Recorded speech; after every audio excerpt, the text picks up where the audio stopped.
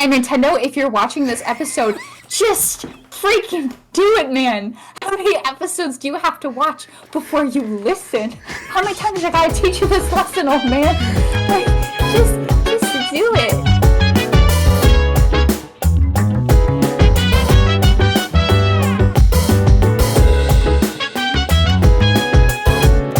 Oh, everybody. Emily, Jesus Christ. I hate this. She was messing with this while we were setting up. Then she couldn't get her settings back. And she's been waiting to do this the entire time. No, like, you don't understand. I'm just really ready for Assassin's Creed Shadows. Actually, you know what? That works out. You know what? You're right. That actually is a vibe right now. I can't actually... we need to both do this for Halloween. Better? Can you see my features better? I mean, I could see your features to begin with. You're just red. Before it wasn't red when I messaged in the chat. I know, that's because I was going to do this when it started. I figured. Okay. So I didn't bother fixing it. I will say, as I was like waiting for you, I thought you were messing with it, and it looked like I was watching an NPC or a character creation tool on a video game like Fallout. It looks like that's what I was staring at. I was very blinked face the entire time. I was just waiting for you to do like the head movements, like the side to side that you would do on your controller when you're doing that. I was reading something. So I was lasered in. I think Emily's stuck with this. I think she's made her decision that this is her face for the rest of the stream. I mean, I can try to fix it, but like, it's really just gonna be... We can go back... No, I don't even want to put it on stream, that like creepy one I had. Oh yeah, no, let's not. Oh God. Is this better? No. We want. Anywho, Mario. I guess we can start off with something I think Emily forgot about. We have a giveaway announcement. I did forget about it. Yeah, it's technically supposed to be tomorrow, but we moved stream to today because I can't do this tomorrow. Thank you, Emily, for being so accommodating to my needs. I know. It's a lot of work. You're such a good person. Yeah, wait, were you going to give yourself credit for me being isn't it a good friend? Anywho, the giveaway winner, out of 3 comments, 2 of them were the same person. So it was a 2 out of 3 shot. It was between Purr and Cassandra. Oh, good. Good old Casual Gamer Syndrome by a long shot won. Casual Gamer Syndrome. I will send you a Discord message. Ask for your address. I might still have it. I'll ask for your address yet again, and I'll get those shipped out to you.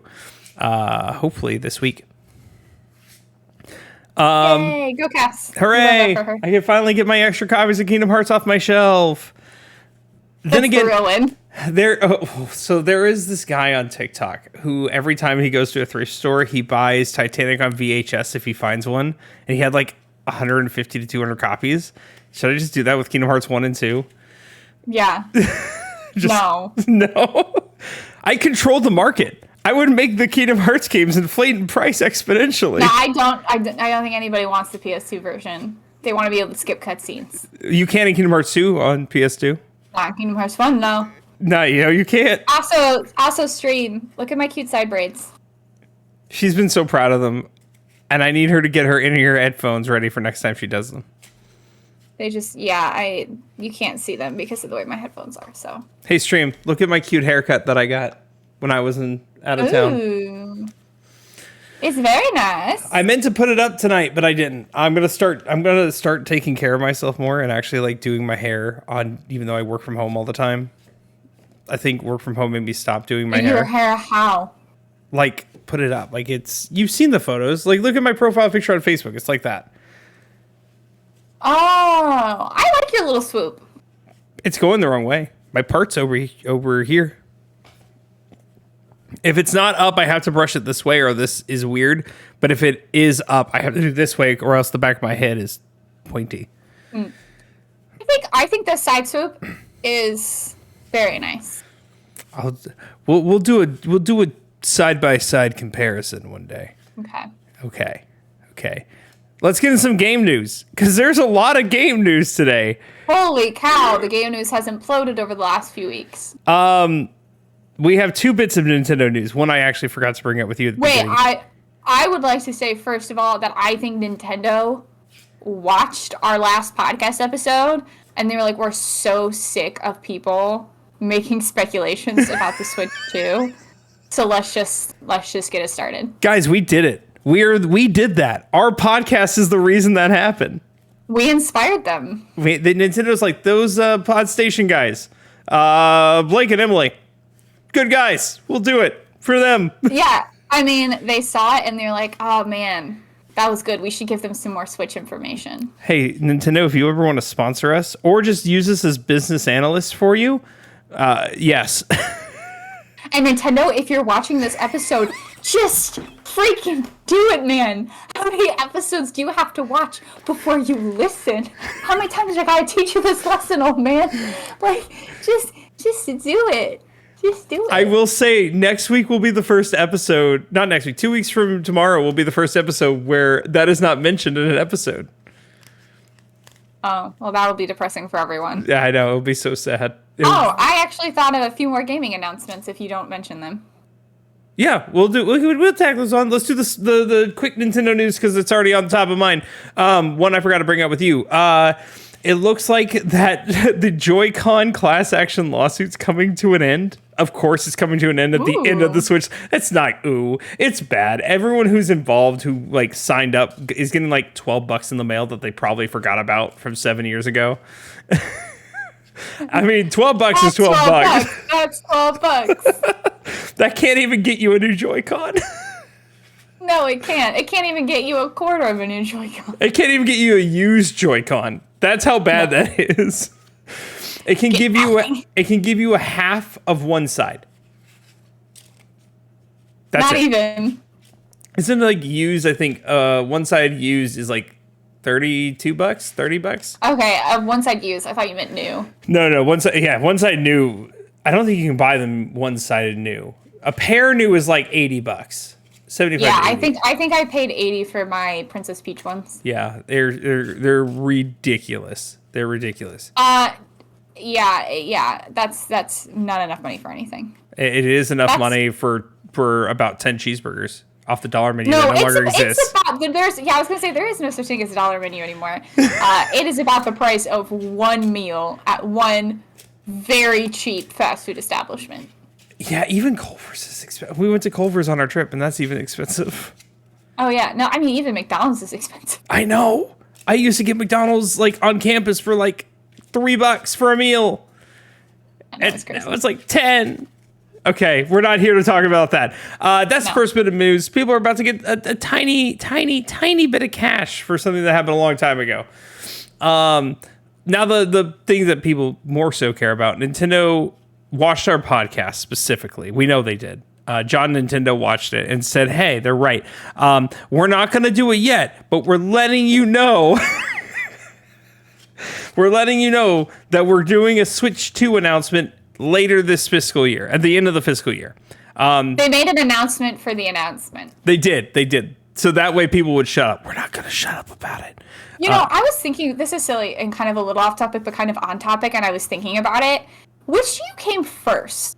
The public telling everyone that there was going to be... So, like, you know, Breath of the Wild happened, and then they were like, okay, well, obviously they're not going to just go to a new Zelda. They're going to do a Breath of the Wild sequel, right? And then the Switch happened, and they were like, they're not just going to go to a new console. They're going to do a Switch sequel. What do you think happened first? Do you think everyone just decided they were going to do it, and Nintendo was like, yeah, they're right, and then decided to do it? Or do you think Nintendo decided it, and we just went along with it? No, I think people decided first. It's the same with like people are like with the Wii too. Like people thought there was gonna be a Wii 2, and technically they were right in that case. It was the Wii U. Yeah, it was the Wii U. It's like one short rhyme away from Wii 2. But because the naming convention was so weird, and it flopped, and the poor marketing. That's a whole nother story. Wait. Are you blaming the downfall of the Wii U on the fact that it was called Wii U? That's part of the reasoning. That actually is part of the reasoning. Crazy enough. I didn't like it. Did you say reasoning? I did now. I didn't, but I did now. Interesting. Okay, sorry. So continue. yeah.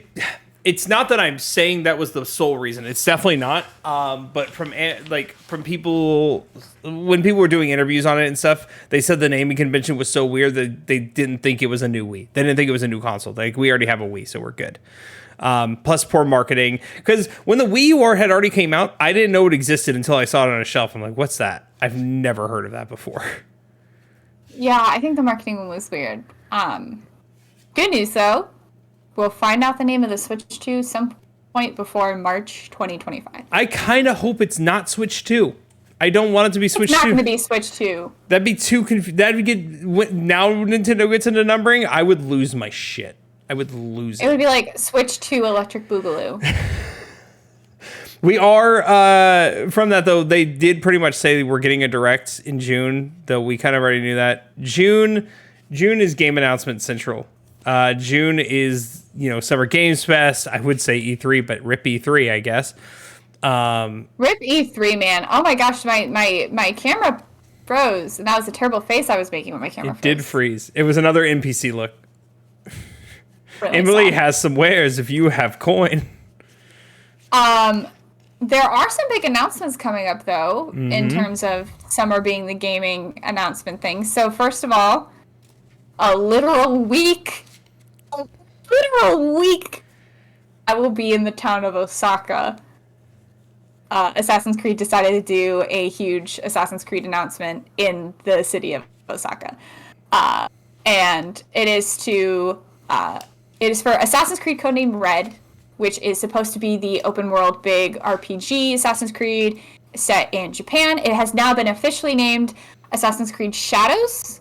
I'm not sure how I feel about the name. It kind of feels a little too on the nose because they live in the shadows. Like, that's the whole point of Assassins, unless there's something else about the shadows we don't know about. Ninjas like shadows. It has to be that. Like the shadows. It feels very vanilla naming. It feels like they just threw something at a wall and saw what stuck first. Yeah, so we'll see how it is, but they basically put a giant, hourglass? Is that what it's called? In downtown Osaka, in the gaming district, and it's a countdown to the trailer, which I believe is tomorrow at noon Eastern Standard Time, 9 a.m. Pacific Time. So we'll have a trailer for it tomorrow. I think everyone's pretty aware at this point that it's going to be two main characters, though it's unsure if it's going to be like a syndicate situation where certain missions belong to certain characters, but when you're free roaming, when you can pick what character you play as, or if it's going to be more of an Odyssey situation where you pick which main character you want to play as and the other becomes an NPC just involved in the storyline. And it's believed one is going to be a black samurai named Yusuke, and who was a real historical figure, and the other is unknown, but it's suspected it's going to be a female. If so it's we'll not see female, when that's announced tomorrow. If it's not a female, riot. I heavily believe it should be a Japanese female. I'm just gonna say this. I love representation, but if we don't have a main Japanese character in the Japanese game that has been requested for 10 years, I think people are gonna riot. Yeah, remember when that guy said that no one wants that and it's too boring? Let's do the American Revolution. Sorry, say that again. You cut out, or I cut out. You remember when that one guy at Ubisoft said, "Yeah, no one wants Japan. Let's do the American Revolution. That's what people want." I can't face me. Yeah, he said nobody wants. Well, he gave 3 locations. He said nobody wants Egypt, something else, and Japan. He goes, those are all so boring. Nobody will ever want those. And now we have Egypt, and now we're getting Japan. That's going to be released tomorrow. So keep your eyes peeled if you're interested in Assassin's Creed. The game's not getting released tomorrow. The trailer's getting released tomorrow. Please. The trailer's getting released tomorrow. Don't get that excited about it. But the game should release October, November is usually Assassin's Creed's sweet spot. So it could be released this holiday season. If not, maybe early next year. I don't know. I did send this to you. You heard that there might be a Ghost of Tsushima 2 coming. Yeah, they've been speculating that for a while. In fact, like the last few PlayStation Direct, or not PlayStation, whatever they call them. What are they? PlayStation... State of Place. State of Place, thank you. That there's going to be a trailer, which always seemed odd to me because we never got an official confirmation that one was being made. But that's been on people's wish list for State of Place for the last year or so, has been the Ghost of Tsushima 2 trailer. And I was like, wild. I don't even know if that's real. That is one game I loved, but a game I don't know if it ever really needed a sequel. It doesn't need a sequel. I'm more curious. It's kind of perfect. I'm more curious as to what has Sucker Punch been doing, because they're one game every couple of years. They're not constantly pushing out games. They are a Sony-owned studio, so we have the Sly games, we had the Infamous games, and then we had the Ghost of Tsushima game. So it's now like what is next? What's next on their docket? I guess we'll find out. I'm excited. Hopefully soon. Hopefully this summer. Sucker Punch has never made a bad game. Never.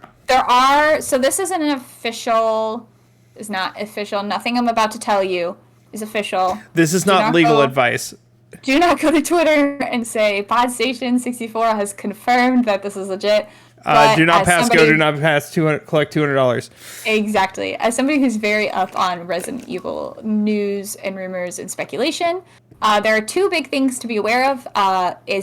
And these, some of them have more validity than others. So I'll start with the ones that are pretty much confirmed, because the people who have been talking about them are people who are very in the know with Capcom and who have given us information on previous games before, which is that Resident Evil 9 is coming, and it will come before next year, or March of next year, or maybe I'm just thinking of the Switch. It's going to be coming within the next year.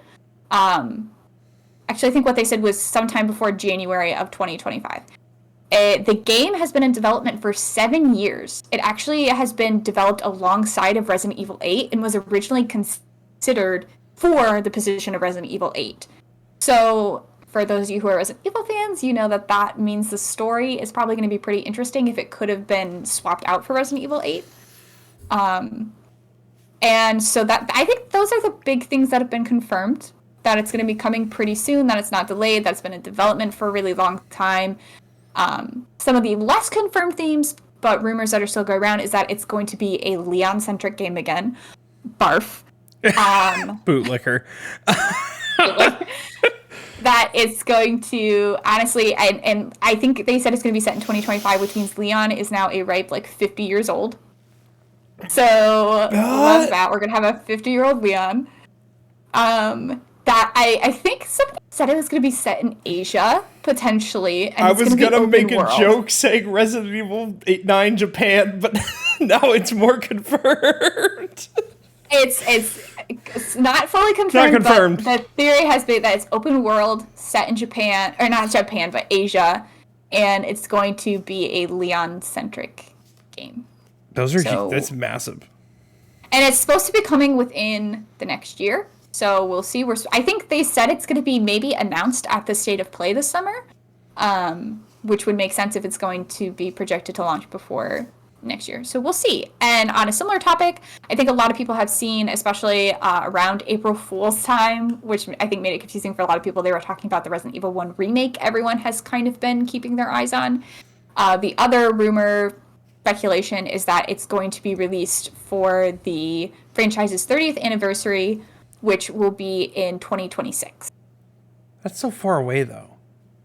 I actually had to think about it for a second. I Googled when is Resident Evil 1's 30th anniversary and found out it was my birth year, and that my 30th anniversary is going to be the same as Resident Evil. And I was like, oh, okay, that can wait. That can be a while off. We don't need to get there that fast. I don't need to be 30 yet. I was like, oh man, I hope the 30th anniversary is coming real fast. And I was like, oh man, 1996, that's 2 years away. And I was like, oh no.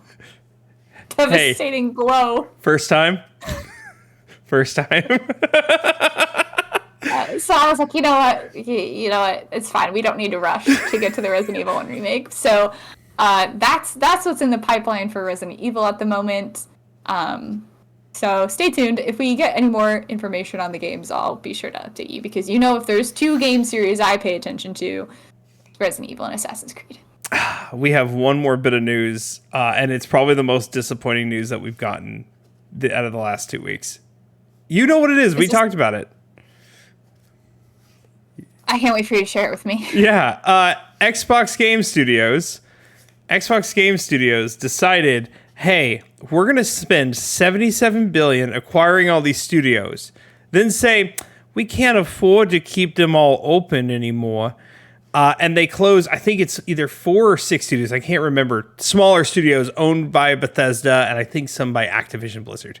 The two most notable ones are Tango Game Studios and Arcane Austin, which the topic of them spending all that money and saying they can't afford it anymore is a whole nother conversation.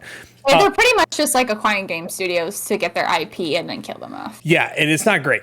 Especially when you have companies like Arcane who've made massive games like the Prey series and the Dishonored series, which people adore both those series. And then you have Tango, who just recently, last year, released Hi-Fi Rush, which won awards and was nominated for others and was regarded as one of the greatest. Nominated for Game of the Year, wasn't it? It wasn't in the Game of the Year. But it was... it was considered for Game of the Year. People wanted it for Game of the Year. Correct. It was a massive deal. And they were working on a second one. And then they just had to stop because Xbox is like, no, that's too much money. It's messed up. And I can't confirm this is Xbox or not, but there is a game developer I follow. If any of you have heard of the game Dark Deception that got really popular a couple years ago, he's developed that game and a few others. And he recently said that a very large game and console company that he couldn't name because he had been forced to sign an NDA had reached out about acquiring his company, his gaming studio, and he had turned them down. As he should. Yeah, he said that these game companies, again, I can't confirm this if that was Xbox or not. He basically said it was a company nobody liked, which feels on par for Xbox right now, buying companies and shutting them down. Yeah. But that even though they're saying they don't have the money to keep these things going, they're still looking to acquire more and more companies. And it's disheartening. It is incredibly disheartening because, these are people who actually, put their blood, sweat, and tears in these things, and people thoroughly enjoy them, and they are just being closed. Things are just closing. They can just close them at a whim, and it feels awful, right? It's terrible, yeah. And even if those people create a new studio, let's say the Tango creators create a new studio, they cannot get the IP for Hi-Fi Rush back. It's gone. Yeah, it's honestly, I saw somebody on Twitter, which was so weird. They were like talking about, what is his name? Phil Spencer, another executive, and then Miyamoto. He was like, they're all evil. They're not your friends. And I was like, wait. Why is Miyamoto on this? Miyamoto, I don't think is not buying up. Nintendo's not really buying game studios. They may have bought one or two. They're not really buying game studios. I will say this. But Miyamoto is also a creator. He's also made some of the largest gaming franchises in history. It's not like he is some executive who's never made a game before, just hack and slashing studios. I will say this. So, listening to interviews, and this is just all speculation. I don't know the whole story, and I could be completely wrong. But from what it sounds like from people on the inside, it sounds like this wasn't Phil Spencer's doing. It sounds like it was the Microsoft CEOs and execs who technically own him and own Xbox, even though he's Xbox CEO. It sounds like Phil Spencer's hand was forced in all this, so I can't be too hard on the guy, but at the same time, I don't know. I do know that a bunch of players found his settlement in Fallout 76 and nuked the hell out of it, and I find that hysterical. Good for them. Good for them. Get back at the ways you can get back. I'm hopefully, I have my listen. I hope I'm correct, and he's not at fault here, but at the same time, I'm not optimistic about it. I'm hopefully pessimistic. Is that right? I paused again. I don't know what's happening with me, but re-say what you just said. I'm either hopefully pessimistic or I'm doubtfully optimistic. Cautiously optimistic. Cautiously optimistic. I've heard Bill Spencer talk about games, and it isn't like most CEOs who say everything is wonderful. He seems, you can tell there's at least some passion behind his eyes, and maybe that's just me finding the good in people. I don't even like Xbox, and I don't care much for Phil Spencer, but this doesn't feel like Phil Spencer to me from what I've seen of him. Now, if you told me that this was, what's the Game Award guy's name? What's his name? Jeff Keighley. If you told me this was Jeff Keighley, I'd be like, yeah, absolutely, he did it. He's the worst. What has Jeff Keighley really done? I don't know him aside from just hosting the Game Awards. Yeah, I can just tell he doesn't care about game. Did you watch the last Game Awards? He also runs Summer Game Fest. I agree. I just think I think that is encroaching maybe a little too much on we acting like we know people. That's fair. We don't really know how much of what happened at the Game Awards was on Jeff Keighley, or how. And I just get nervous about drawing the line of, well, he gives off the vibe of this or that. That's so, fair. Like, therefore, Jeff it's Keighley, probably not him. Jeff Keighley, if you're watching this, I'm sorry, I did not mean it. Sponsor me, please. Let us You read can out the game. take me on the Game Awards. Let me read Game of the Year. And let oh my gosh, no, they've like shelled out I'm so sorry, they've shelled out the money for Timothy Chalamet. Give me the money. Do you think they're gonna go from 2023 like Game Awards? Here's Timothy Chalamet, and then the next year and here's Blake Mater. I'll take half. He streams sometimes. I'll take half. I'll take half of what you made Timothy Chalamet. That's just really funny. That's actually really funny because Timothy Chalamet, they didn't even announce him as Timothy Chalamet. They announced him as like a low Twitch stream, like just a Twitch streamer. Like, yeah, he's just a guy, which is what you are. Like, you are just a Twitch streamer. So like, they wanted Timothy Chalamet. You are when introducing the award, so you should be picked. Guys, I can do this. Blake for Game of the Year, Game Awards announcer 2024. Make this trend on Twitter. You won't, but please do. They're appropriating Twitch streamers. Timothy Chalamet is not one of us. He's not. He's just Willy Wonka. Hire real Twitch streamers, guys. Come on. I think Ludwig would be hysterical. If Ludwig did it, it'd be the funniest Game Awards of all time. Get Markiplier up there. Or even Markiplier. Get my boy C-Jug up there. Like, get him up there, guys. I just want to look at him. There's so many people who could have done a better job. There's so many. I don't think Markiplier would do it because he's always got 90 million things going. Then again, he did do Creator Clash. He did do the whole announcements for Creator Clash. Another whole reason to put C-Jug up there. I don't think he has anything else going on. Fair enough. All right, let's get into the meat and potatoes. Oh, wait. I have one more announcement. Oh, okay. What is it? It's not a huge announcement, but Square Enix did announce the other day that they are going cross-platform for everything from now on. No more exclusives. I forgot. I was going to mention that. I saw that this morning. Yeah. Well, it's not confirmed yet, but in a press release to their investors, that's what they pretty much made it sound like. And I think their Final Fantasy VII Rebirth sales being so low is what caused it. Yeah. Because they would have sold significantly better if it was straight to PC and Xbox as well. Not Switch. It won't run on the Switch. It won't. What will run on the Switch? It won't even run on a new Switch. I guarantee you. Princess Peach's Showtime doesn't even run on this Switch. It's true. It doesn't. I'm scared for Paper Mario next week or 2 weeks. No, it's next week. I'm so sad. We'll have to wait till I get back and can play it to do our review. Don't worry. I have the other episode. Maybe I'll bring my Switch. I haven't decided if I'm bringing my Switch with me. If I do bring it, I'll probably buy Paper Mario and play on the plane or something like that. So did you not pre-order it? No, I didn't. Oh, I pre-ordered physically. I mean, so yeah. You're so special. I know, I'm wonderful. You're so special. Guys, I'm wonderful. All right, let's get into the meat and the potatoes. This review, and this is how I think we should do reviews from now on, because most reviews we do, we just kind of jump into pros and cons, like brief summary and then pros and cons. I want to get more into the nitty gritty, especially because like this game is pretty controversial on all sides due to one aspect. The booty? The booty. It's the booty, rockin' everywhere. But what do you mean get into the nitty gritty? Like, okay, listen here. I already was planning a big spiel about this beforehand, but when I was just on my trip, I had asked my other friends about it, if they were playing it, if they were interested into it, and all that. I got the same response from everybody. The same response. Booty? Specifically, like, one person said, it's that porn game. Another person said, another two people actually said this, like, those type of things really turn me off from a game, and I don't even give them a shot, and things like that. And it begs a big question. So the elephant in the room, of course, is the booty.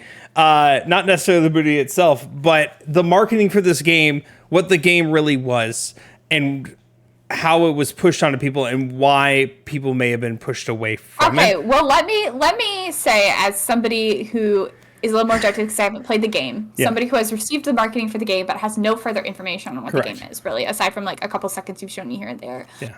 I mean, I think there's an argument to you should give the game a chance, but I also think with how expensive games are, that I think it's harder to justify giving something a chance when that chance costs $70 or $80. I will agree.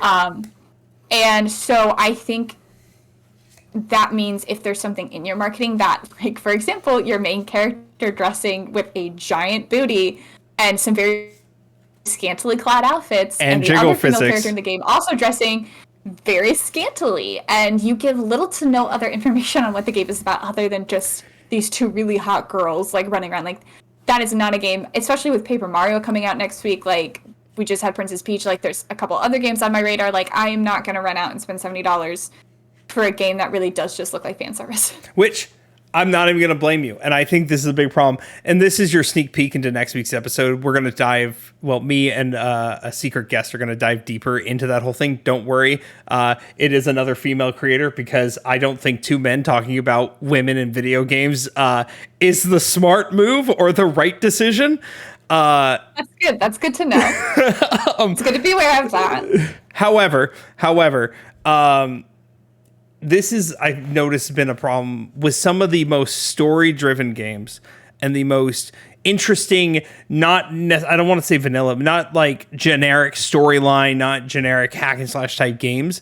This has been a trend with certain ones. And the closest comparison I have is Nier Automata.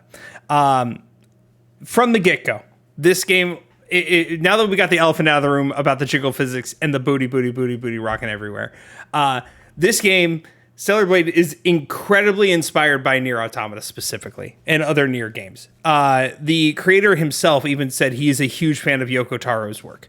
And going through this and story and everything, it's very apparent. It's not a one-to-one ripoff, but a lot of the theming is the same, and a lot of the decisions you can tell are similar, but he put his own unique twist on it. People call things like Souls-likes. I call this a Nier-like, based off all that. But if we go to Nier Automata had the same kind of reception at first. Girl in scantily-ish clothing. It's not nearly as bad. Not looking side by side, it's not nearly as bad. Are you saying Nier is not nearly as bad as Stellar Booty was, or Stellar Booty is not nearly as bad as Nier was? Which one are you saying was the worst offender? Oh, Stellar Booty, by far. Nier Automata, look up 2B. 2B, a normal, look up gameplay image of 2B. Do not, be careful when you look up 2B. Please be careful. The internet went nuts. Yeah. But that's also been around for a while. Wait. I think one of these is real. Yeah, there's a lot of cosplays for 2B. No, I think one of these is a real outfit that you play in the game.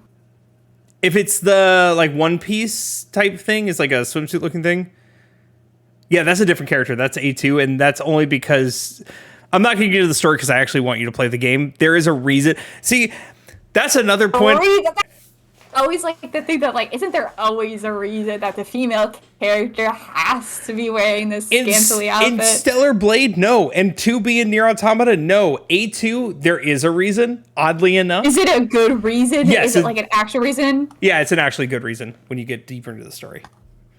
All right, I'm curious to see the justification for a woman having to wear what I just looked at in a game, but send me on Discord what you're talking about. Send me on Discord. I feel like I'm a normal podcaster. Jesse, pull that up on the screen, please. Send me the image in Discord. This is, so, like, the top is the same. No, that is not a real image. That is well, look at this one. Yeah, that is a figure. That is a figure they released because they fed into the horniness. That is not in the game. That is not in the game. That is to be. But why would they release a figure with this? Because Japan be horny. Oh, hold on. It's like, in my opinion, you've created, like, real merch with this, then it qualifies. This is why I was like, you can't explain to me that there's an in-game justification. That's why I was like, you cannot explain to me that there is an in-game justification. This is real what 2B. she's wearing. This is real 2B. If it will load through to you. I don't know if it's going to load. No, yes, I see that, and I think that's fine. Like, okay, yeah. That's real 2B. Show chat what we're talking about. Show chat. Okay, yeah. So they're aware of the discussion we're having and the assumptions that we were making. Please hold. This is going mainly for YouTube too. Blake will show you what her actual outfit is, and then we'll show you what the figure's outfit is. So this is 2B. I'm also going to send Emily a picture of A2. I think that's important. The one that has a justification. This is the figures, and that's just because people be horny. That is not actually in the game unless it's DLC, and I just don't know about it. This is the one I thought you were telling me there was a justification for the fact that she had to wear such a high slit, like, bikini bottom. And I was like, what are you talking about? I cannot imagine there being a real justification for why that's to be worn. For A2, I want to find in-game. My God, there's so much fan art for this game because it was so popular, and I get it. Okay. This one's going to seem less like... This is the one that has justification, but I can't, like... without story spoilers, I can't tell you why. Like, there's a reason she looks like that. And everything's tore up. You know, again, this doesn't seem as bad to me. It's not. Like I said, Stellar Blade is significantly... Maybe it's because most of her skin is still covered. Yes. I don't know. All the Stellar Blades is still covered. It's just so skin tight that it's... You can see her wedgie. Yes, you can. You absolutely can. But I think with games like these, like, I think there's no getting around the fact that the characters are intentionally sexualized, right? I don't think that necessarily makes or breaks a game. I don't think it ruins a game. Absolutely not. It makes it a bad game. But I do think it's going to turn people off from spending the $70 to find out if it's a good game with hypersexualization in it or if it's just hypersexualization. All about marketing. Marketing. And I think the decision to have that hypersexualization, I think sometimes, especially with Japan, obviously, as we know, Japan very much with their anime be horny, that you're accepting the fact that you're probably going to get more sales for the game from people who enjoy that kind of thing, but then you're also going to be sacrificing sales from people who are like, this game doesn't seem like it has much more than this in it, so I'm not going to pay that $70. Now, I think you accept that that's the trade-off. Now that we've gotten the elephant in the room out of the way, I have an important question, because this is mainly for you. This is mainly for you, and I can put the warning on YouTube when this is uploaded. Do you want spoilers in this review or not? Because I have stuff ready for both. I want you to tell me what you think is important and relevant to your determination for the score. Okay, then no spoilers. No spoilers at all. If like, let's say like the ending if the ending was so good, I mean, I don't want you to be afraid to give spoilers, but I don't want you to also, dive super deep into it. I want enough information to understand your score. Yeah. For that information, we don't need to go spoiler heavy because I can say things of like, oh, the ending was so deep or whatever. That's not a spoiler for this review, by the way. So I'm going to go to story last and talk about pros and cons after that. We'll start with the easiest, and that's world building and how it's laid out. Going into this game, I thought it was going to be open world. It's hybrid open world, if that makes sense. So you have 1, 2, 3, 4, 5, about 5 hubs you can go to, 5 different areas to go to. 4 of them are linear, and 2 of them are open. So there's 6. Okay. There's 6. Which I appreciate. The 2 open areas, they're big, but they're not so big that they're overwhelming. They have some puzzles to get into certain areas of them, which I find better than just making the world big for the sake of making it big. Starfield. Yeah, it's Starfield. The 2 open areas, they're large. They're not overbearing. Not in the slightest. The linear areas, I really appreciated because it was like a break from the open areas. Instead of having to find somewhere to go in the open areas the entire time, I get a break and you're just kind of telling me where to go, with some puzzles sprinkled in to make it a little bit more interesting and some mini bosses sprinkled in.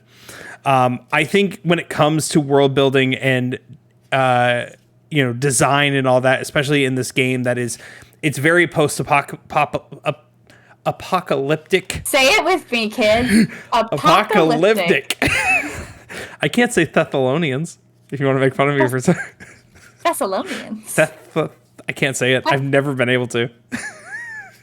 So take that with that information what you will. Yeah, world building, it's the easiest to talk about. I think they did a fantastic job. The world is desolate like it should be. However, there are instances too where they make you look out, and in the desolation, it's still somehow beautiful, and finding the beauty in this torn apart area. I know that sounds weird. It sounded very cliche, finding the beauty in the desolation. Yeah, I know. No, I liked it. And if that's the case, I want you to say it. It sounded like very, find every day, find the beauty in the mundane. The desolation of this world is so beautiful. I will say this is the first game where I've actually noticed ray tracing in the graphics. The graphics are there was no frame dips, there was no graphical issues. Ray tracing actually worked, which I've never looked into it or cared. This is the first time I'm like, oh, this actually looks good. So I was happy with that. Significantly happy with that. We'll jump into combat. Combat, I would say, is very. It's not quite Dark Soulsy, but it's slightly an accessible Dark Souls. It's hard, but it's fair. Where Dark Souls is hard for the sake of hard, they give you an easier mode to where you have more time to parry, you have more time to dodge, and it's more manageable and it's less frustrating. You want to break your controller? No, I never got to that point. I never got to a point where I wanted to break my controller. But then again, I was playing on what they call their easy mode, which is called story mode. I think I still died a handful of times, but I never got to a point where So it's reasonably challenging, but yes. not. On normal difficulty, it is pretty challenging, but you don't have to play normal difficulty. They don't hide anything behind normal difficulty. Even if you beat it on story mode, you get hard difficulty unlocked if you really are a masochist. I was not. What was, out of curiosity, what was your estimated hours that you put into this game? I platinumed it. Big thing to know. Pre-platinum, because I did all the side quests and everything, about 30 hours, 32 hours. Oh, so it's not a long game. No. If I skipped every side quest and said I only want one of the 3 endings, I could have probably done it in 15 to 20 hours. And it was still a $70 game? Yes. Okay. All right. So how long for the platinum? Platinum about 45 hours. Okay. Which I'll get into that in the story mode, why it took some extra time and everything. I don't hate if a game is shorter than 20 hours. I think 25 is more of the sweet spot. If with side content and everything, Spider-Man 2, the game is less than 20 hours. If you do all the side content and all the story and it's less than 20 hours and it's $70, that's problematic. But there is a lot of side content and a lot of side quests and stuff to do that make the game significantly longer. So it feels more justified, and those side quests aren't super boring. I'm just going to say, for anyone who's interested, Assassin's Creed Mirage is a 35 to 40 hour game, and it costs maybe $40.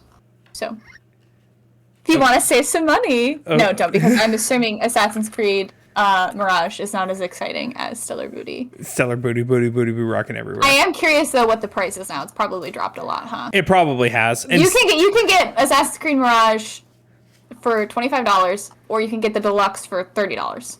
I plan on getting. I'm sorry. I think Stellar Blade after a year will probably go down to the $35-$40 mark. If you want to wait, go for it. I don't. Wait, when do you get back into the Assassin's Creed series? Because I asked you to. Yeah, you've also asked me to get into Mass Effect, and I have to do that too. One game. But now I have to do 4 because there are 2 of you. Fine. Okay. Sorry. Continue with your review. Okay, continuing with the review. Combat. You have of course, your light attacks, your heavy attacks. It's focused a lot around parrying. It's focused a lot around dodging. You get rewarded for parrying and dodging, where you can unlock your beta moves, which are more powerful. Your beta moves. I don't have beta moves. I only have alpha moves. Shut up. You're such a beta male, Blake. Whatever. And then your burst moves, if you do enough dodges, which is harder to do, your burst moves are your most powerful moves, and they not only hit hard, they stun. You get rewarded for parrying and dodging and actually being somewhat decent at the game. I will say, I think the bosses were a lot of fun. Some of the bosses, some of them were repeats, but they were only repeats for side quests, thankfully. Like, they didn't make you refight a boss for normal story content. Some of them they did reintroduce for side content. Okay. They were fun, and once you got the hang of how they worked and everything, each of their phases, it made a lot of sense. There was one part of combat, it was completely optional, and you don't have to do it. I'm not going to say what it's called because it is slightly spoilery, so I'm going to avoid saying what it's called. But essentially, you press L2 and R2, and you somewhat transform, and you have these. It's not Sailor Moon style. I'm sorry. I was really hoping you're gonna have some like magical girl transformation. No, you don't. You don't. But you do have an arsenal of like beefed up moves. Every time you get hit, your time in that mode goes down. You are invincible in that mode, but you don't even need the invincibility frames because you can stun lock an enemy in it. It was incredibly easy. That was my downside to the combat, because when I had that unlocked and it was good to use, it made it incredibly easy. It made some fights incredibly trivial. Did you get a better outfit? No. And you didn't. You only got to wear it in that mode. Your outfit did change, but you only got to wear it in that mode, and it's still skin tight.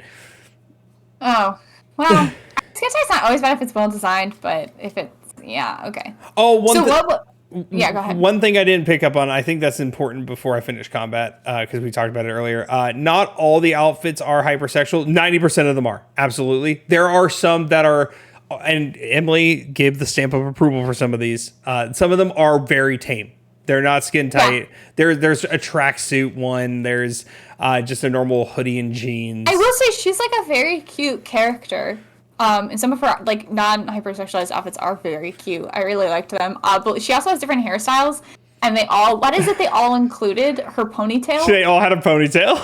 They all had a ponytail, which was like some of them just should not have had a ponytail. No, but I think there was some fun character customization from Absolutely. what I saw. So if you're not into the, I'm not sure what you had to go through to unlock all those outfits, but if you're not into the hypersexualization of it, but the rest of the game sounds interesting, it sounds like you can kind of steer away from that aspect of it. Yeah, and most of the outfits you're going to find just going around, so I wouldn't stress too much about that. Other than that, for combat, I thought it was fun. It never got stale. It never got boring, especially like, yeah, some areas you're fighting the same enemies, but you can do, and you can sneak up behind them and just one shot kill them because they didn't see you, or they're like, hey, don't. If you're smart about it, you don't have to refight the same enemy over and over and over again, and then make it a lot more bearable. You also have a gun that you can occasionally use, and there's two areas where you're forced to use it. It feels very Resident Evil. It's actually, those areas at first freaked me out. When I did my second playthrough, which I sped through, I had way more fun in them. They were a blast. I was like, no, this was a good choice. I think every game needs a Resident Evil area. Like, and the fact that I got two of them.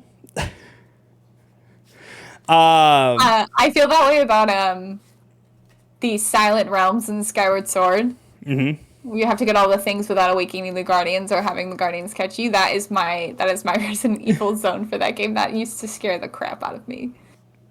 Yeah. It was stressful. I used to have to turn the volume off in order to be able to do that. It stressed me because I had you screaming in my ear as I was doing them.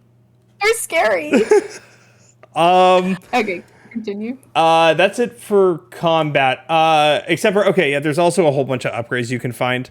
All the upgrades you either unlock just by defeating enemies. You don't gain levels, you gain SP. SPs are used to unlock specific skill points. What I do enjoy is the fact you can't just unlock skill points anywhere. You have to find a camp, which is your safe area. If you're at a camp, you can do it no matter what. I did enjoy that because then it wasn't just like, oh, I can beef up now. Let me just do that. Also, your health upgrades and your other upgrades are found through other dead people around, specific dead groups around that you can, like, you take a piece of that's still intact of their dead robotic body and you combine it with yours and you can increase your health or increase your beta skills or whatever. Yeah, I did that same thing in Detroit Become Human. So There is a huge difference, but yes. The main collectible, oddly enough, and I will say this is the cutest, the initial reaction before it became kind of boring, was the cutest part of the game, was your main collectible is soda cans, because this character has never seen a soda can before. And she finds one, and she's like, what is this strange contraption? What is its purpose? It seems pointless. I want more of them. And she's all excited about it. And I'm just like... Wally. It got annoying because there are 49 of them, which I will explain in my cons. This will be a con for world building and collectibles on why they were kind of a pain. We'll go over that con later on.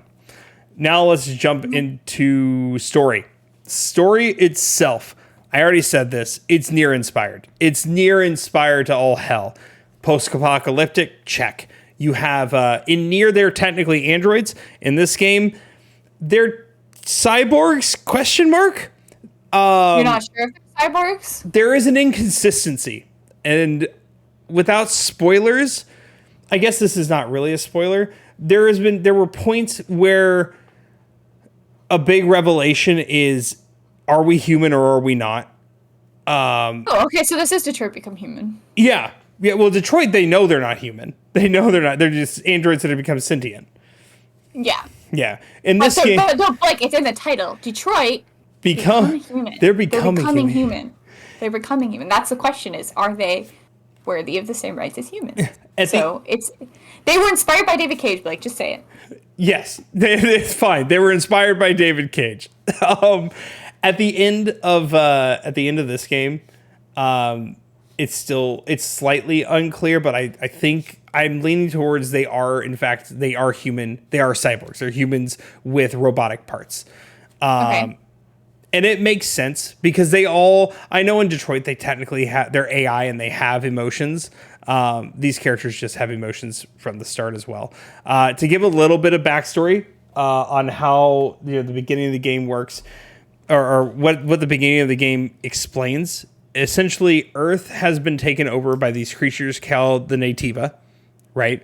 Okay. Before that, there were these major companies that were making advancements for humans. One of them is ADOS, that created robotic parts for humans to make just things that your body could not handle, just do.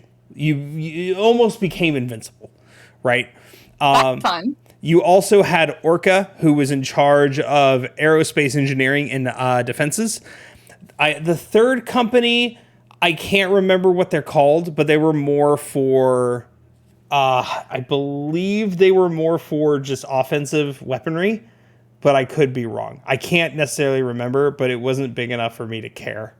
But from what I've gathered, the ultra rich, before the world went to shit, were able to buy these robotic parts and became something they called Andro ADOS, because they weren't androids, but they were humans with a bunch of robotic parts.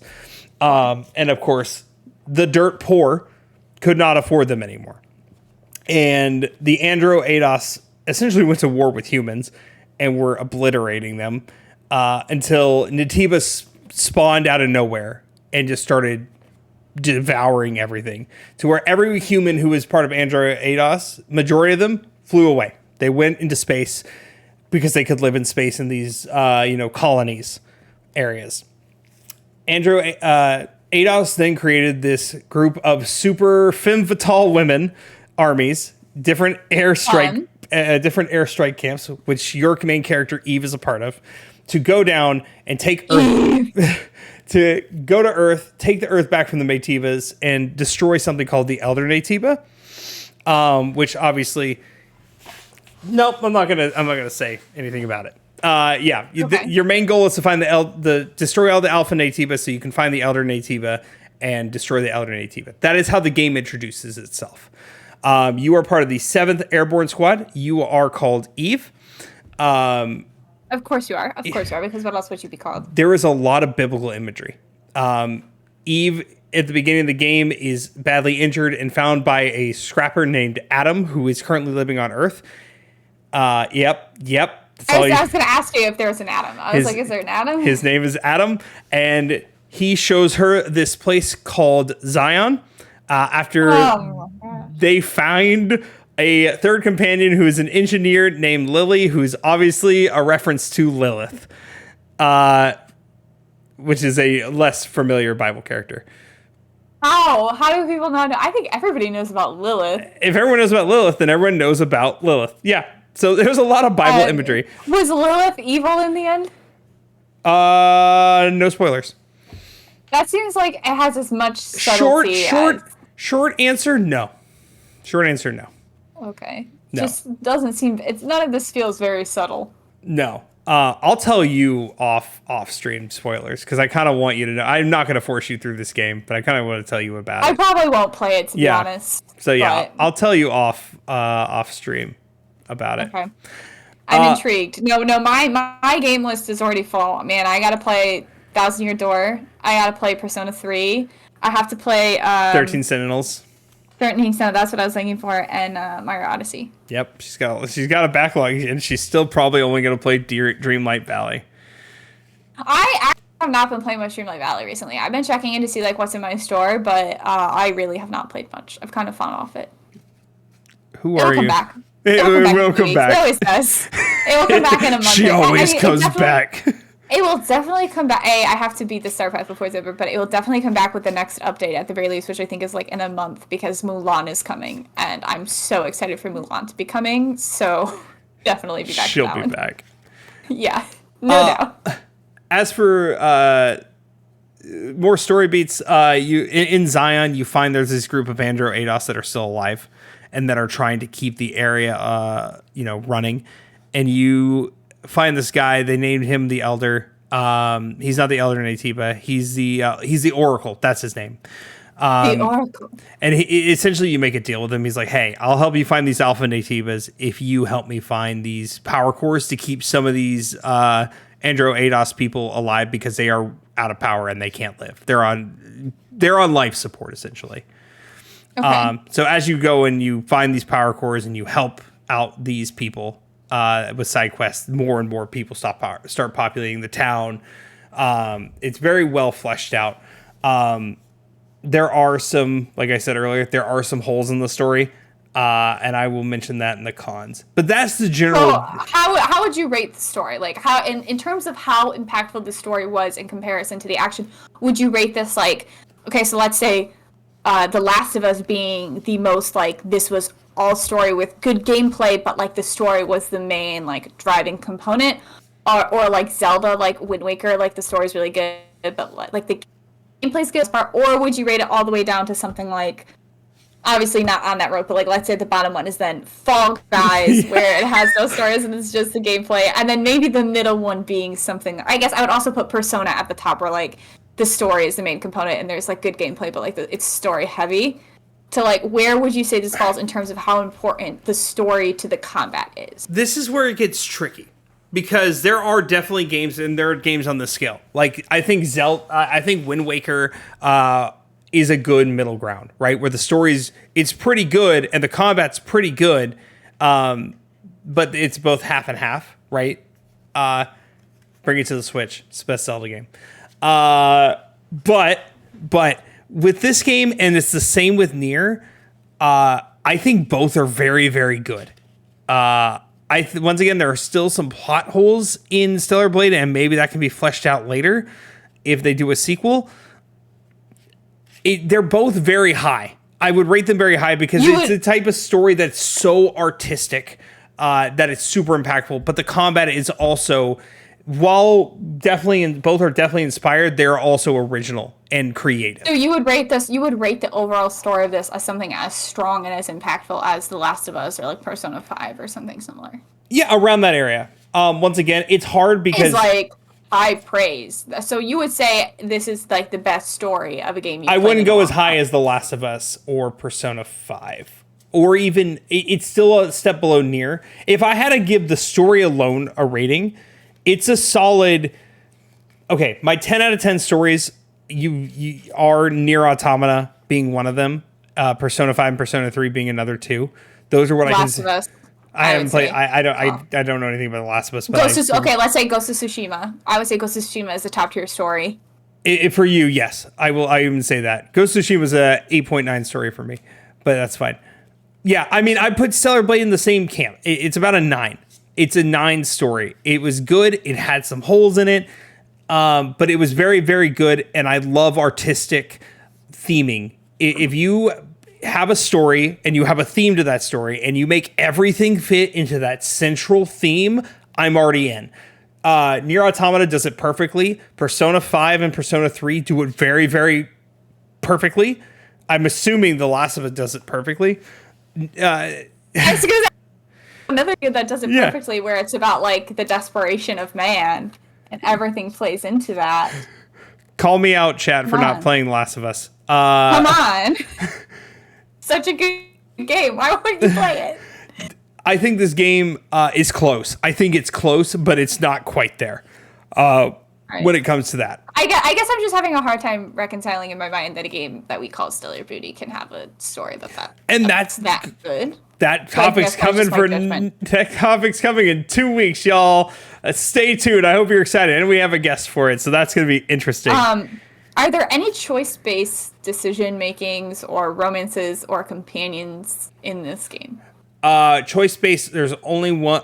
They give you a couple fake ones that don't matter. Other than the quest-related ones kind of matter, but not to the overarching story. If we're talking overarching story, there are some fake ones that don't matter, and then the last one that does matter more than anything. This game does have 3 endings, technically. One of them. Is it one of those games though where like the choices you make throughout the game lead you to the ending, or is it like you get to the end and you have to press ABC? You get to the end and you have to make a choice. Now, well, yes and no. So you could save the game like 20 minutes before end game and go back and make a different choice every time, and you'd get the different endings. That's gonna go into my cons list, and I'll explain why in a second. I like what is it like you get to the end and you have to pick one of the outcomes, or is it like, oh man, like, you know, I'm trying to think of a game that does this where it's like I have to go back, or like Detroit Become Human, where it's like I have to go back and have done this earlier on in the game to be able to activate this to get this at the end. It's not as intense as Detroit Become Human or anything like that. So I will tell you this much. If you go in and you don't pick up any of the side data pieces and learn more about the worlds and do side quests and all that, and Lily has a bar, if that stays under 100%, you get your good ending and your bad ending. If you get that to 100%, you can either get true ending or good ending, depending on the choice. So there's like a true ending. There is a true ending. But it's not like you have to go all the way back and do all that. It's just before you get to the point of no return, you have to make sure you have to do the side. Okay. Yeah, you don't even have to do. You don't have to do all the side quests. So. Okay. Just a good chunk of them. So now let's go over your pros and cons. Yeah. Let's talk cons first, because I've already brought up a couple of them, and I don't like ending things on a bad note. Cons: there is no save. There's no save slots where I can reload a save. Which would have made what? It's all auto. It's all auto save, and once you start a new game, that auto save gets deleted, and you start from scratch. That's how this game works. That was a con. It made getting the platinum harder, because no matter what, I had to play through twice to get all 3 endings. Luckily, I thought I was going to have to play through 3 times, but when I pressed continue after getting one ending, it let me get. Once I got the true ending, I also got the good ending. I was able to get the good ending right after that, because I hate that. I hate that a lot. That is a massive con. As somebody who, maybe this is the problem on my end, I like having multiple files and being able to do things in multiple files at once and being able to jump between them. I hate that. Makes me really angry. Okay. It is frustrating. That's a pretty big con, especially with 3 endings, 3 big endings. If I could at least have a save point right before the point of no return, it would have been significantly easier. It was slightly saved because I was going to have to do a second playthrough anyways for the 2 weirdly DLC trophies that are not part of the Platinum, but they're given as DLC trophies, either they're not. One's New Game Plus and your New Game Plus move, so I was going to have to do a second playthrough anyways, but I digress. I couldn't get the bad ending. Okay. Because of my first playthrough and how much I did, I could not get the bad ending. It sucked. It did suck. It's really frustrating. This is both a pro and a con. Okay, interesting. The final boss for the good ending. Let me say this: the final boss for the true ending and the bad ending are the same. Okay, the final boss for the good ending that's not the true ending is different, and it was more impactful than the true ending final boss, and much more difficult. Significantly. I'm sorry. I'm not comprehending what you're saying. You said the boss for the true ending and the good ending are the same, but the boss for the true ending and the good ending are different. No. The boss for the true ending and the bad ending are the same. And okay, I swear, it's maybe somebody in chat. I swear you said the true ending and the good ending. I may have. I'm not even going to dispute that. Yeah, the boss for the true ending. To be fair, even if I did say it correctly, it still doesn't sound right, because the true ending is the ultimate good ending, but it's the same thing as the bad ending. The boss fight's the same thing as the bad ending. Oh, okay. I was wrong, it looks like. And then the good ending, the weird thing is the boss fight for the good ending was much more impactful, much more difficult. It felt like a true final boss. It was that was the one that was multi-stage and multi-forms, and it felt like, oh my god, this is the big thing. This is the true ending. Yeah, the bad ending being what it was. If the bad ending was the one that we also, the bad ending, the one we got, it made sense. But the fact that it carried over to the true ending, it makes sense in regard to what the true ending is, but at the same time, it still was not as fun of a fight. It was less impactful of a fight. I will dive deeper into that with you later on when you want to hear the story of this game. Okay. But oh my god, the good ending final boss, it took me like 2 tries. It was hard. It was very, very hard.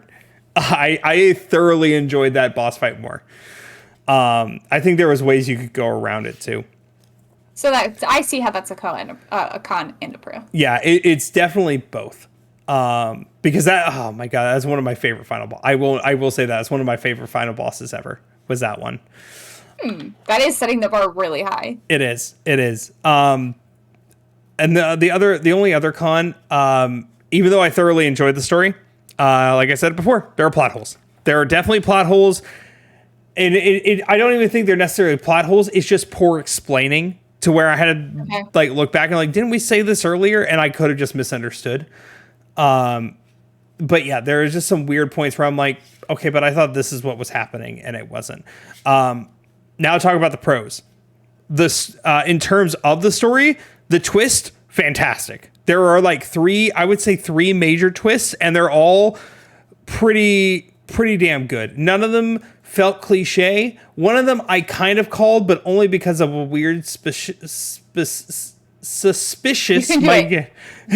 a weird suspicious thing that happened. I'm like, I think this is going to happen. And yeah, I was right, but I don't think everyone is going to have the same mindset of me as soon as that happened. It was subtle enough, but at the same time, I wouldn't be shocked if people did have the same thought as me. I'm just happy I was right. Feels good. It feels good when you guess something that's going to happen. Yeah. I even messaged our friend Kinger about it, and he didn't say anything, and I'm like, I knew it!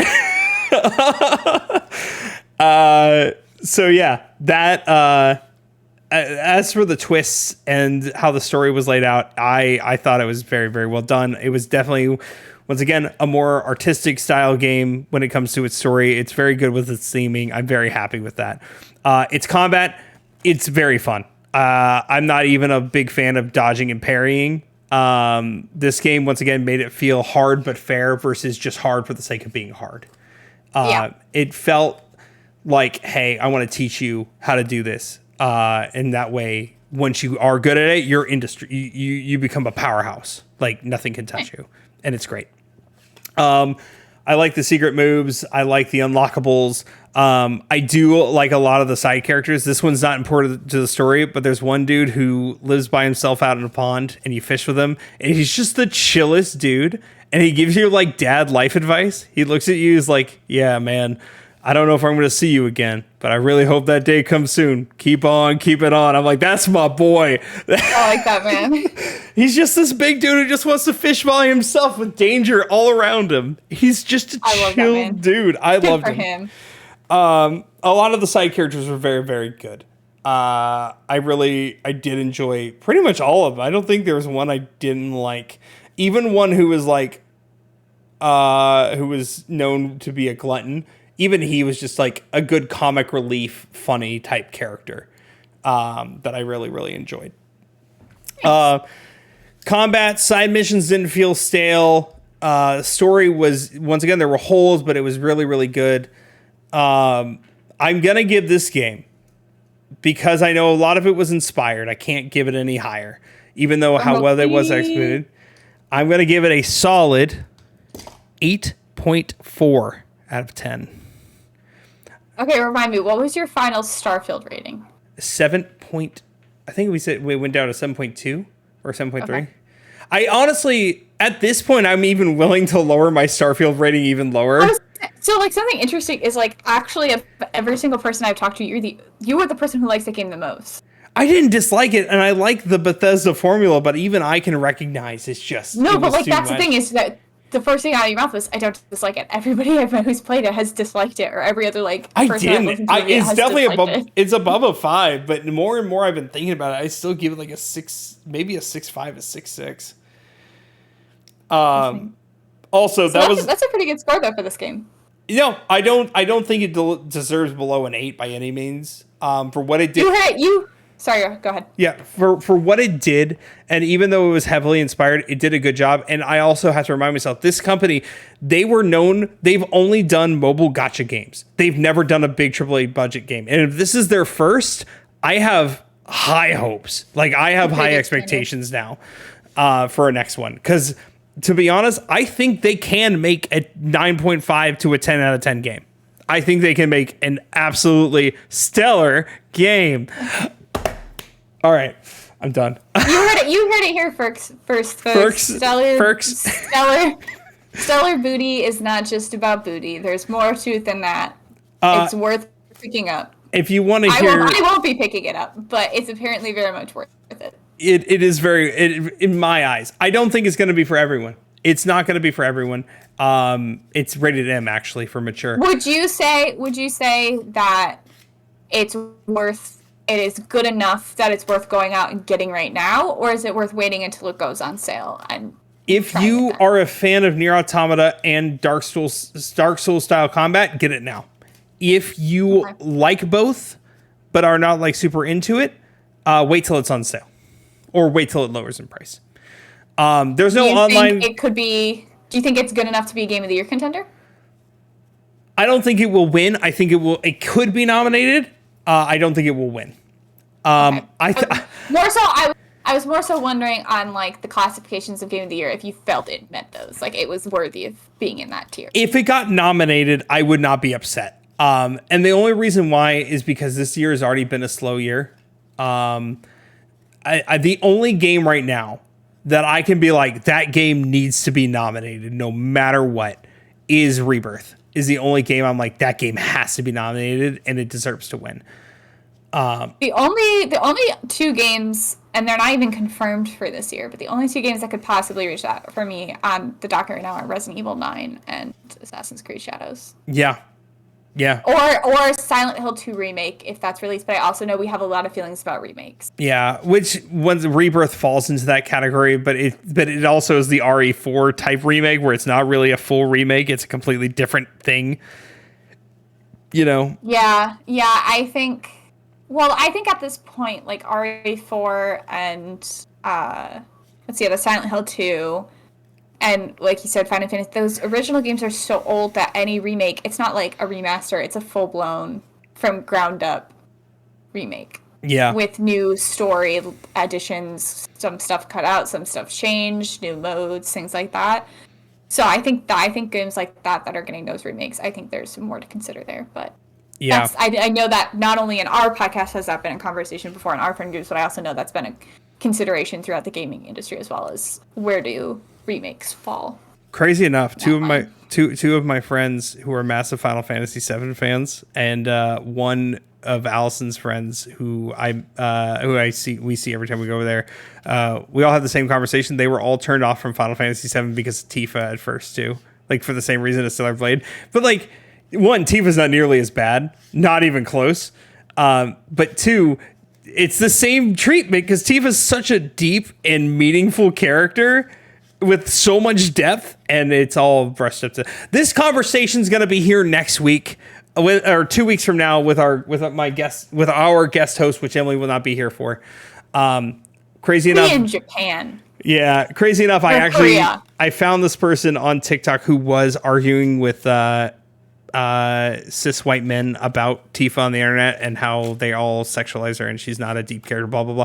And that's why I'm like, this is the perfect candidate for this conversation. This is the perfect person. I would love for my friend Cassie to be there for that, to be able to fight against Cassie hates Tifa. Cassie's just wrong.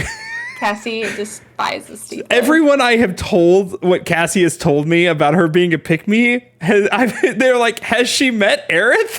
And I'm like, I'm glad I'm not alone in this, that Cassie's just wrong. Tifa gives more pick-me vibes than Aerith, but I also haven't played them, so. Not personality-wise. Not even close personality-wise. No. But do you mean, like, I guess, like, I don't think of... Tifa always just seems like she's one of the boys. No, Aerith is the type of girl that anytime you hang out with her, she makes you feel uncomfortable. Like, this is a date, even though you clearly don't want it to be. Yeah, but that's not a pick-me. What do you mean by pick-me, then? A pick-me is a girl who's like, I'm not one of the other girls, and is like, I'm just one of the guys, you know? Like, that's not Tifa all these either. Boys are my friends, and not, like, I'm different from those other girls. Like, you kind of put down other girls to like be like that. I'm the chosen one. That's not Tifa either, though. That's not Tifa either at all. That is not. I don't know anything. I haven't played them. I don't know if Cassie knows anything, but I digress. I'm not going to say. Cassie, if you're watching this, let's fight on this podcast one day. I'm texting you right now. I'll gladly fight. Let's go. That being said, it is after party time. I hope you enjoyed this review of Stellar Blade. Next week will be not a review, but a deep conversation about sex, video games, marketing, and how it affects games that have a deep story and why people might avoid them because of the choices they make. Should it continue? Should it not? We'll see. And it's I promise. It's a really long title. You should come up with something shorter before. You're going to have to come up with 2 thumbnails for me this week. One for that episode and one for this one. Well, then you better come up with a new title by tomorrow, because that's when I'll be making them. I think because I'm a cis white male, I shouldn't come up with a title. We'll be back probably 2 weeks after that with a Paper Mario and the Thousand Year Door remake. Yes. Which I've seen some reviews and they're looking good. They are looking good, though people are upset about one thing. Honestly, I've seen the graphics. They're just so good. They're just so good. They're so beautiful. The only thing is that people are upset it runs at 30 FPS, but it's Paper Mario. It doesn't need to run at 60. Like, calm down.